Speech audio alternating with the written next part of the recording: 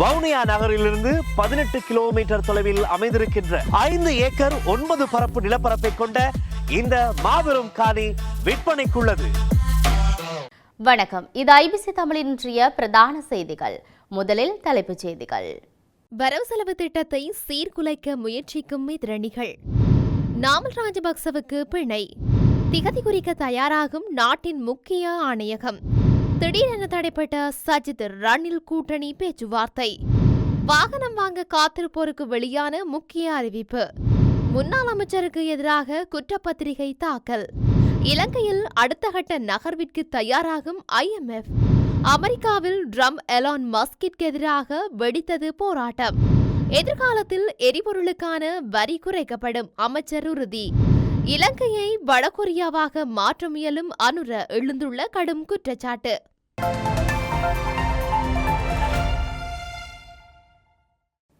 இனி தொடர்பட விரிவான செய்திகள்.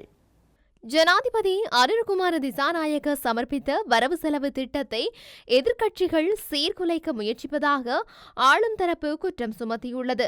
குறித்த குற்றச்சாட்டை தொழில் பிரதி அமைச்சர் மஹிந்த ஜெயசிங்க முன்வைத்துள்ளார். 30 ஆண்டுகளில் சமர்ப்பிக்கப்பட்ட மிகவும் நேர்மையான வரவு செலவு திட்டம் இதுவாகும். சிலர் பாசாங்குத்தனத்தால் இந்த வரவு செலவு திட்டத்தை விமர்சிக்கின்றனர். பொருளாதார ஆய்வாளர்கள் இதுகுறித்து நேர்மையான கருத்துக்களை தெரிவிக்கின்றார்கள். இந்த வரவு செலவு திட்டம் நாட்டின் வரலாற்று சிறப்புமிக்கதாக மாறும் என்பதில் சந்தேகமில்லை. 6 தசாப்தங்களாக உற்பத்தி பொருளாதாரம் சரிந்திருப்பதற்கு பதிலாக கிராமப்புற வறுமையை ஒழிக்கும் உற்பத்தி பொருளாதாரத்தை நோக்கி நகரும் வரவு செலவு திட்டத்தை நாங்கள் முன்வைத்துள்ளோம். நமது வெற்றிகரமான வரவு செலவு திட்டம் நிலைத்தன்மையற்றதாக இருப்பதற்கு எதிரணிகளின் பாசாங்குத்தனமே காரணம். சமீபத்திய வரலாற்றில் மிக உயர்ந்த சம்பள உயர்வு ஒரு அரசு ஊழியருக்கு வழங்கப்பட்டுள்ளது. 9 ஆண்டுகளில் ஒரு அரசு ஊழியரின் அடிப்படை ஊதியத்தில் எந்த அதிகரிப்பும் இல்லை என்றார். கிறிஸ் பரிவர்த்தனை தொடர்பில் குற்றம் சாட்டப்பட்ட நாடாளுமன்ற உறுப்பினர் நாமல் ராஜபக்சவுக்கு பிணை அனுமதி வழங்கப்பட்டுள்ளது. குறித்த வழக்கு இன்று விசாரணைக்கு எடுத்துக் கொள்ளப்பட்ட போதே குறித்த உத்தரவு பிறப்பிக்கப்பட்டுள்ளது.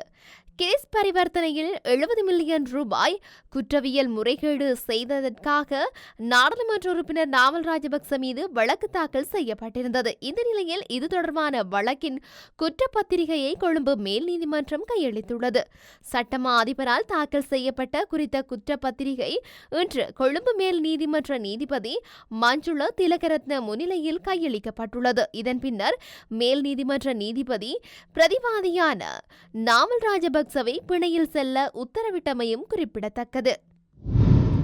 நாடாளுமன்றத்தில் நேற்று நிறைவேற்றப்பட்ட உள்ளூராட்சி மன்ற தேர்தல்கள் சிறப்பு ஏற்பாடுகள் யோசனையை விவாதிக்க தேர்தல் ஆணையகம் இன்று காலை கூடியுள்ளது. இருப்பினும் யோசனை நிறைவேற்றம் தொடர்பான அதிகாரப்பூர்வ வர்த்தமானி அறிவிப்பு இன்னும் ஆணையகத்துக்கு கிடைக்கவில்லை என்பதால் முடிவு எதுவும் எடுக்கப்படவில்லை. இன்று பெரும்பாலும் பொது நிர்வாகம், மாகாண சபைகள் மற்றும் உள்ளூராட்சி அமைச்சகத்தால் தொடர்புடைய வர்த்தமானி அறிவிப்பு வெளியிடப்படும் என்று எதிர்பார்க்கப்படுகின்றது. தேர்தல் ஆணையகம் இந்த வர்த்தமானி அறிவிப்பை பெற்றவுடன் உள்ளூராட்சி மன்ற தேர்தலுக்கான திகதியை அது தீர்மானிக்கும். இதற்கிடையில் நேற்று நிறைவேற்றப்பட்ட உள்ளூராட்சி மன்ற தேர்தல்கள் சிறப்பு ஏற்பாடுகள் சட்டத்தை தாம் அங்கீகரித்ததாக நாடாளுமன்ற சபாநாயகர் இன்று சபையில் அறிவித்துள்ளார். ஐக்கிய மக்கள் சக்தி கட்சிக்குள் ஏற்பட்டுள்ள உள் நெருக்கடிகள் காரணமாக ஐக்கிய தேசிய கட்சியுடனான கலந்துரையாடல்கள் தடைப்பட்டுள்ளதாக செய்திகள் வெளியாகியுள்ளன. எதிர்வரும் தேர்தல்களில் ஐக்கிய தேசிய கட்சியும் ஐக்கிய மக்கள் சக்தியும் இணைந்து போட்டியிடுவது குறித்து பேச்சுவார்த்தைகள் அண்மையில் ஆரம்பிக்கப்பட்டன. அதன்படி பல சுற்று பேச்சுவார்த்தைகள் நடத்தப்பட்ட போதிலும் அந்த விவாதங்கள் தற்போது இடைநிறுத்தப்பட்டுள்ளதாக தெரிவிக்கப்படுகின்றது. இருப்பினும் பேச்சுவார்த்தைகளில் இருந்து தங்கள் கட்சி இன்னும் விலகவில்லை என்று ஐக்கிய தேசிய கட்சி குறிப்பிட்டுள்ளது. இதற்கிடையில் ஐக்கிய மக்கள் சக்தியின் தேசிய அமைப்பாளர் திச அத்தநாயக்கவும் அண்மையில் இந்த இரு கட்சிகளுக்கும் இடையிலான பேச்சுவார்த்தைகளில் இருந்து விலகிக் கொண்டார். தனது கட்சிக்குள் ஏற்பட்டுள்ள உள் நெருக்கடிகள் காரணமாகவே இந்த விவாதங்களில் இருந்து விலகுவதாகவும் அவர் கூறியிருந்தார். இதனைத் தொடர்ந்து எதிர்க்கட்சிக்குள் நிலவும் இத்தகைய நிலைமை அதன் பலவீனத்தை வெளிப்படுத்தும் வகையில் உள்ளது என பல அரசியல் தரப்புகளில் இருந்து விமர்சனங்கள் விவரங்கள் வெளியாகியிருந்தமையும் குறிப்பிடத்தக்கது. இலங்கைக்கு இறக்குமதி செய்யப்படும் வாகனங்களை கொள்வனவு செய்யும் நோக்கில் முன்னதாகவே பணம் செலுத்த வேண்டாம் என இலங்கை வாகன இறக்குமதியாளர்கள் சங்கம் வாடிக்கையாளர்களிடம் கோரிக்கை விடுத்துள்ளது.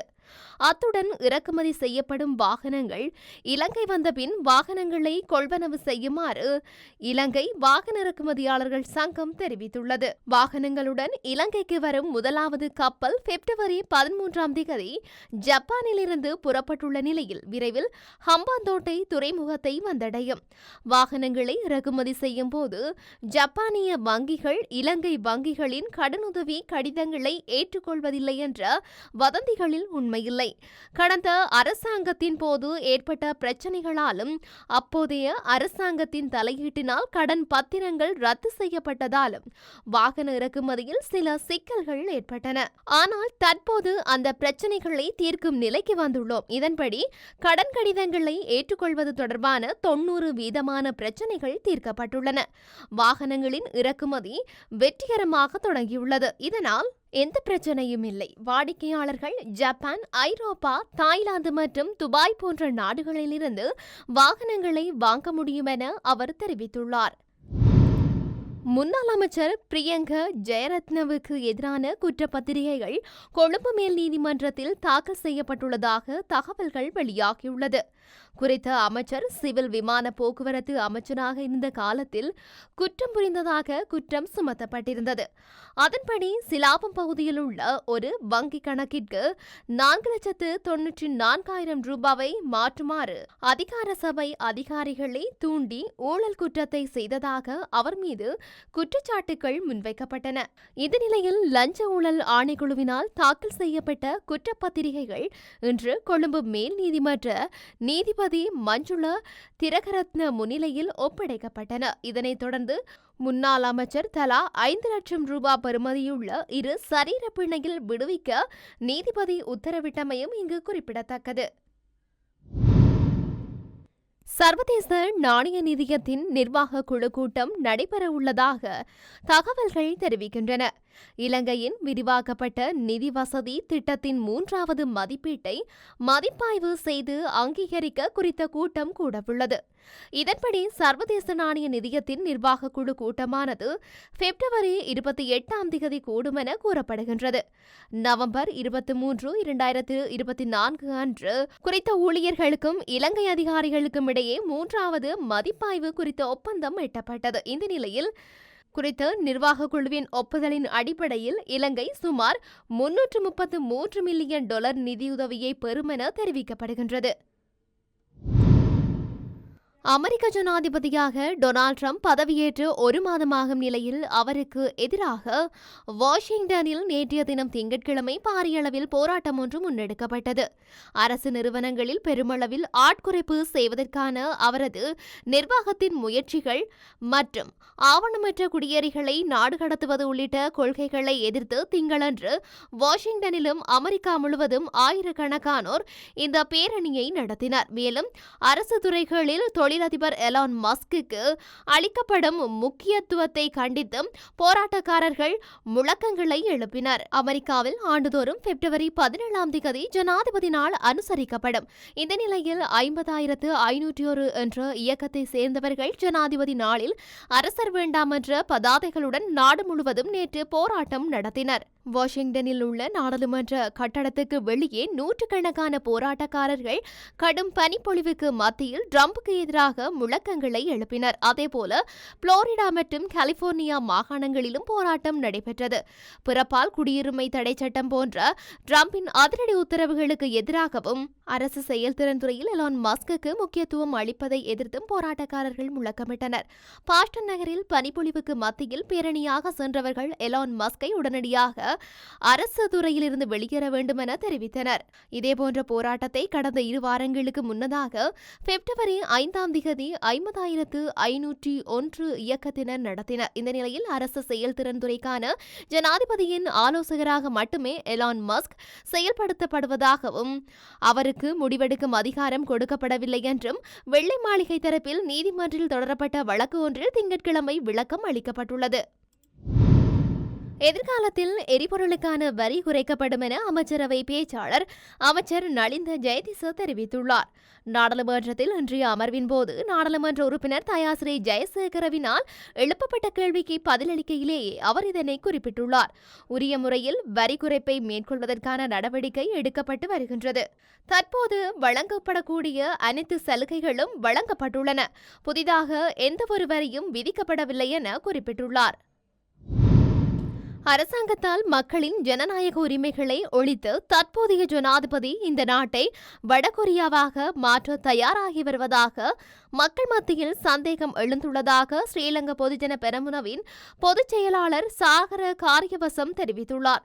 பத்ரமுல்ல நெலும் மாவட்டத்தில் அமைந்துள்ள அக்கட்சியின் தலைமை அலுவலகத்தில் நடைபெற்ற ஊடகவியலாளர் சந்திப்பிலேயே அவர் இவ்வாறு குறிப்பிட்டுள்ளார். இந்த நாட்டில் பொதுமக்கள் சமூக ஊடகங்கள் மூலம் தங்களது கருத்துக்களை வெளிப்படுத்தும் உரிமையை இழந்து வருவதாகவும் ஜேவிபி மக்களை அச்சுறுத்துவதற்காக வீடுகளுக்கு குண்டர்களை அனுப்பி வருவதாகவும் சாகர காரியவசம் கூறியுள்ளார். அத்தோடு ஜனாதிபதியின் முதல் வரவு செலவு திட்டமானது ஒரு கடதாசியில் மாத்திரம் மட்டுப்படுத்தப்படக்கூடாது என தெரிவித்த அவர் அது யதார்த்தத்திற்கு பொருந்தாது என்றும் குறிப்பிட்டுள்ளார்.